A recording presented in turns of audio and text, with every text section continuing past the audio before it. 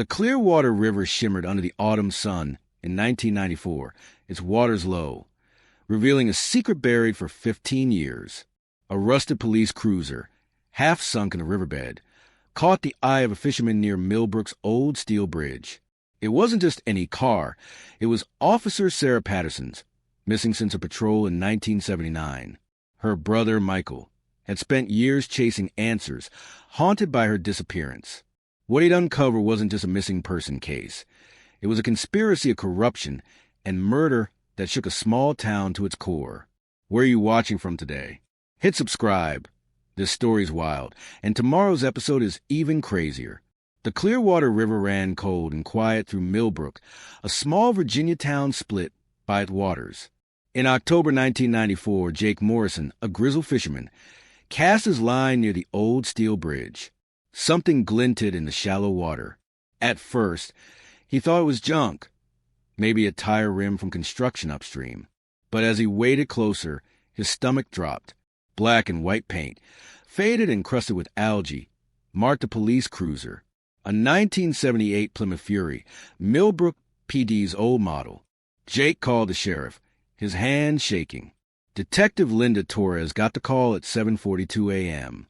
She'd been with Millbrook PD for 12 years, a sharp investigator with a knack for cold cases. The vehicle identification number confirmed it. This was Sarah Patterson's car, missing since October 15, 1979. Sarah, a 26-year-old traffic cop, had vanished mid-shift during a routine patrol. Her disappearance left her family, especially her brother, Michael, broken. The case went cold fast, dismissed as a runaway or suicide. Now, the river had coughed up a clue that screamed foul play. Michael Patterson was in his law office when Torres called. "We found Sarah's car," she said, her voice tight. Michael, now 38, had quit his prosecutor job after Sarah vanished, opening a firm focused on missing persons. Every case was a stab at solving hers. He drove to the riverbank, heart pounding. The recovery team was already there, cordoning off the muddy site. The cruiser's driver's side door was dented inward, like it had been rammed hard. "That's not from the river," Michael said, eyes narrowing. Torres nodded. "Forensics will check it out. But this doesn't look like an accident." The car was winched onto a flatbed, its frame groaning. No body inside, no keys, but traces of blood speckled the cracked dashboard. After 15 years underwater, DNA would be tough, but the blood type matched Sarah's. O positive. Michael clutched a photo of her, smiling, in uniform, her engagement ring glinting. She was set to marry David Chun in 1980. That future never came. Sarah's last shift was burned into Michael's memory. October 15, 1979. Evening patrol on Highway 9, parallel to the Clearwater. Her final radio call at 9:47 p.m. reported a traffic stop near mile marker 23. Then nothing. Dispatch tried raising her at 10:30 p.m. silence. Search teams scoured the highway by midnight, finding no trace of her or the car. Captain Robert Hayes, the lead investigator, pushed the theory that Sarah had a breakdown and left town. Michael never bought it. Sarah was tough, dedicated, happy with David. She didn't run. The original investigation was a mess. Hayes barely interviewed witnesses, ignored physical evidence, and shut the case down in months. Michael had begged him to dig deeper, but Hayes stonewalled. "No evidence of foul play," he'd said, his voice flat. Now, Michael stared at the dented cruiser, anger rising. Hayes retired in 1989, living comfortably in Millbrook. Too comfortably, Michael thought. A police captain's pension didn't buy that shiny Cadillac in his driveway. Torres pulled Michael aside. Sarah's personal effects, logbook, citation book, duty belt, were in her station locker, not the car. She went back to the precinct that night. That wasn't in Hayes' reports. Michael's jaw tightened. What else did he hide? He flipped through Sarah's logbook. Her neat handwriting a punch to the gut. The last entry, dated October 15th, read, "Evening patrol changed. HC requesting meeting after shift. Something doesn't feel right. HC, not Hayes' initials, RH, but Harold Crawford, a sergeant in 1979. Crawford died in a car crash in 1984, ruled an accident. Michael called David Chun, now an engineer in California. They found her car, David. In the river. David's voice cracked. Is there a chance she's alive? Michael swallowed hard. I don't know, but I'm finding out. He hung up, resolve hardening.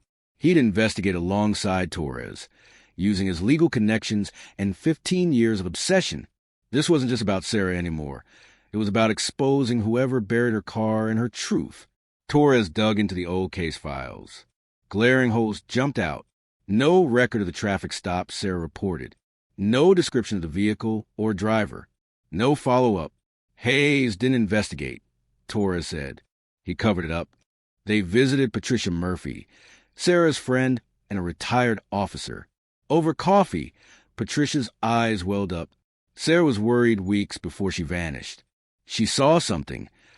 Officers taking money, letting certain cars pass on Highway 9.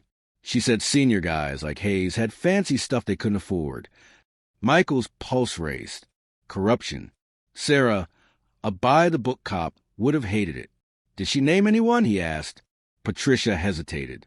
She was careful, but she mentioned Crawford, said he was acting weird, pushing her to drop questions about certain stops. Torres scribbled notes. Hayes controlled what cases got worked. If Sarah found corruption, he'd have known. That night, Frank Novak, a former police mechanic, called Michael. I heard about the car, he said, voice shaky. They met at a diner outside town. Novak, now 70, looked haunted. Sarah came to the garage that night, around 8:30, asked about radio systems. Could they be tapped? She was nervous, kept checking the door. Michael leaned in. Why didn't you tell anyone in 79? Novak's hands trembled. Hayes was in charge. After Sarah vanished, Crawford warned me to keep quiet, said it was healthier that way. The pieces were falling together. Sarah suspected her radio was monitored. Her last call was cautious, vague. She returned to the station, left her gear, and met someone, Crawford, maybe Hayes. Then her car ended up in the river, 2 miles from her last known location. Michael looked at Torres. We need to talk to Hayes. She nodded, eyes hard. Tomorrow, but we're treading on dangerous ground. What's got you hooked on this story? The buried car? Sarah's secret notes? Drop your thoughts in the comments. This mystery is just starting, and it's going to get wilder. Michael barely slept, his mind replaying Sarah's logbook. Something doesn't feel right. By morning, he and Torres were outside Robert Hayes' house on Maple Street. The retired captain's Cadillac gleamed in the driveway, out of place for a modest cop's pension. Hayes, 68, answered the door, his broad shoulders still carrying the swagger of authority. Michael Patterson, he said, eyes narrowing. And Detective Torres. Heard about the car. Tragic. His sympathy sounded rehearsed. We're reopening Sarah's case, Torres said, voice steady. We need to talk about 1979. Hayes invited them in, but his smile was tight. His living room was a shrine to his career. Plaques, photos with mayors, a framed commendation. Michael spotted a picture. Hayes and Harold Crawford at a department picnic, grinning. You changed Sarah's shift that day, Torres said, flipping her notebook. From day to evening on Highway 9, 2 hours before it started. Why? Hayes shrugged. Staffing issue. We were short on evening patrol. Sarah was reliable. Michael cut in. 2 hours notice? That's not routine. Hayes's eyes flicked to him, cold. Police work's unpredictable, Mr. Patterson. You know that. Torres pressed. Sarah returned to the station that night. Her gear was in her locker. Did you see her? Hayes's hands clasped tighter. Don't recall. It was a busy shift. Michael watched him closely. A twitch in Hayes's jaw, a bead of sweat. Sarah wrote about a meeting with H.C. Harold Crawford. Michael said. She said something felt wrong. What was she onto? Hayes's face hardened. You're chasing ghosts. Sarah was stressed. She probably walked away. Michael's voice rose. Her car was rammed and sunk in the river, with blood inside. She didn't walk anywhere. Hayes stood. This interview's done. Talk to my lawyer. As they left, Torres whispered, "He's lying. He knows something." Outside, they saw two men in a black sedan across the street, watching. Michaels got twisted. "We're being followed." Torres nodded. "If Sarah found corruption, they'll do anything to keep it buried." Back at the station, Torres pulled financial records from 1979. Hayes bought his house in 1980, paying cash, $120, 000, triple his salary. Crawford owned a Corvette and took trips to Europe. "Cops don't live like that," Torres said. "Not honest ones." They met Maria Santos, a retired clerk, at a park. She clutched a manila envelope, eyes darting. "I found this last year, hidden in the records room." Inside were Sarah's notes, license plates, dates, times. Unfiled incident reports detailed traffic stops. Cars with cash or suspicious cargo, waved through by Hayes or Crawford. One report mentioned a black sedan, same model Michael saw outside Hayes' house. Sarah's final note was a draft letter. "To whom it may concern, I'm reporting misconduct in the Millbrook PD. Officers are taking bribes to protect drug trafficking on Highway 9. It cut off mid-sentence. "She was building a case," Michael said, voice shaking. "This got her killed." Torres agreed. Highway 9 was a drug pipeline. Cocaine from Miami, moving north. Millions in play. They cross-referenced Sarah's notes with court records. Dozens of drug cases from 1979 were dismissed or plea bargained down, often with Hayes' name attached. Another officer, Raymond Polk, left the force in 1981 and moved to Florida. Marcus Wright, now a security consultant, was also named in Sarah's reports. That night, Michael's office was broken into. A brick smashed his window, wrapped a note. "Stop digging or end up like her." He called Torres, heart racing. "They're scared. We're close." She arrived, face grim. Forensics found gunshot residue in the car. And the dent, it was rammed before it went in the river. Michael's hands clenched. "Murder." Torres nodded. "We need a witness. Someone who saw what happened."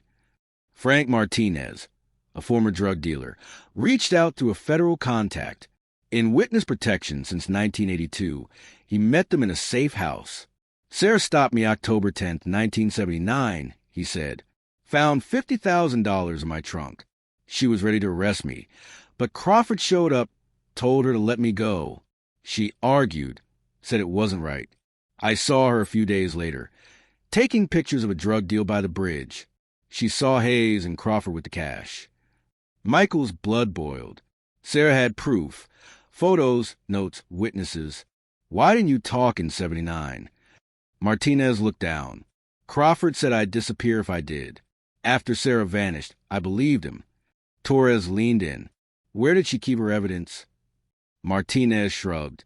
"She mentioned a safe deposit box, but I don't know where." Back at Michael's office, he found a hidden compartment in Sarah's old desk, untouched since 1979. Inside was a key labeled First Millbrook Bank, Box 142. At the bank, they opened it. Photos showed Hayes and Crawford with drug dealers, cash changing hands. A cassette tape was labeled for David. "If I don't make it," Sarah's voice played, calm but urgent. "I've got proof of corruption in the department. Hayes and Crawford are taking bribes. I'm meeting Crawford tonight.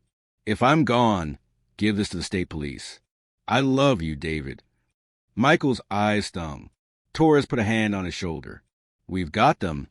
But as they left the bank, the black sedan was back, tailing them. Michael gripped the tape. "They know we're close.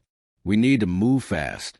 Torres called the DA's office, requesting a special prosecutor. "This is bigger than Millbrook PD. We're talking racketeering, maybe murder." That night, Eddie Kowalski, a former dispatcher, showed up at Michael's office, pale and shaking.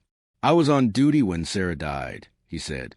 "She came to the station at 9:15, used a secure line, said she had evidence. Hayes showed up, took her to his office. 10 minutes later, she left for patrol. That was it."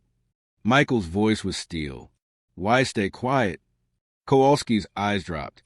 "Hayes ran everything. After Crawford's accident, I knew they'd kill me too." Torres and Michael planned to confront Hayes again, but first, They needed Sarah's body. Her absence was a defense's strongest card. Without it, Hayes could claim she ran off. They searched Millbrook State Forest, guided by Martinez's tip about a clearing near an old logging road. Ground-penetrating radar showed an anomaly 6 feet deep. As the dig began, a dark SUV pulled up. Men in suits stepped out, flashing badges. FBI, one said. This is a federal matter. Stop now. Torres stood firm. This is a murder investigation. You've got no jurisdiction. The leader, Agent Thompson, smirked. You're an over-your-head detective. Michael's phone buzzed. A text from an unknown number. Back off or you're next. He showed Torres. They're desperate, she said. We're digging anyway. What's got your heart racing? Sarah's secret tape? The mysterious SUV? Share in the comments. The story's heating up, and you won't believe what's next. The dig in Millbrook State Forest was slow, deliberate. Dr. Jennifer Walsh, a forensic anthropologist, marked out a grid in the clearing. Michael watched, clutching Sarah's engagement ring photo.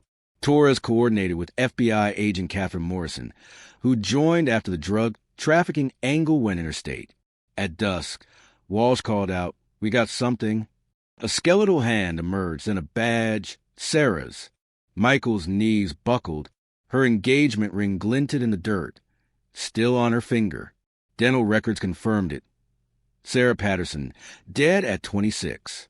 Forensics revealed 2 bullet wounds, one to the shoulder, one to the chest, close range. The second shot was deliberate, Walsh said. Murder? Michael's grief turned to rage.